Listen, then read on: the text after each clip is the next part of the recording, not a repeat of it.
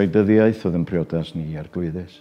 A rhyngom ni roedd bwlch o chwarter canrif.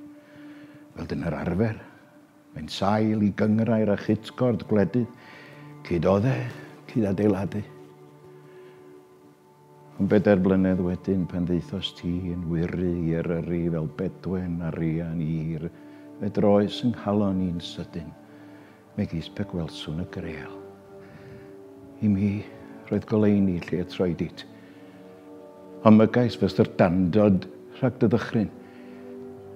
Phan deimlais i ti yma'n crynu yn fy mreichia, ddyliriais i mono ti a chysanau trwsgwl, na chwys cofleidio erchyll. Ymgosbais yn daer, fel na byddwn ffiaidd gennyt. Bym ara a chwrtais a ffurfiol, a diflanod y gryndod.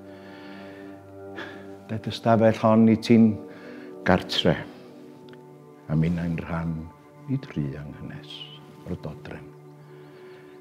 Felly raddolais i di fy fflam o bell ac yn fyd, gan ymgroesi rhag tresbasu a geiriau anwes. Ond tynnais di mewn i fusnes fy mywyd.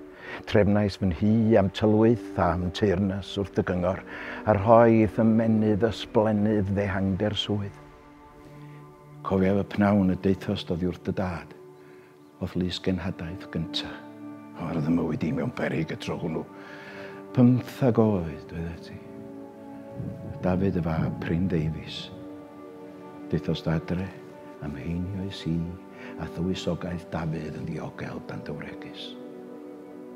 Yr noson honno, ti am cofleidio ddi. Doedd gen i ddim llais i ddweud y fy llesmair. Mae strolais gryndod fy nghorff, ond wedi'r noson honno bym enbyd i'm galanion. Cysglais geredigion a ffywys a dehybarth a'i clymu oll yng nghoron dy fab. Iddo ef yn unig yng Nghymru. Gweitha'r ddefod Gymreig, gweitha'r rhwyg yn fy nhi. Mynais gael ei gydnabod gan frenin Lloegr a'r pab. A chefais gan y pab gyhoeddi brenhiniaeth ddi-lychwyn ei ar.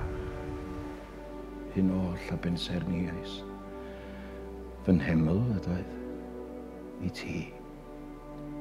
Fy addoliad i ti.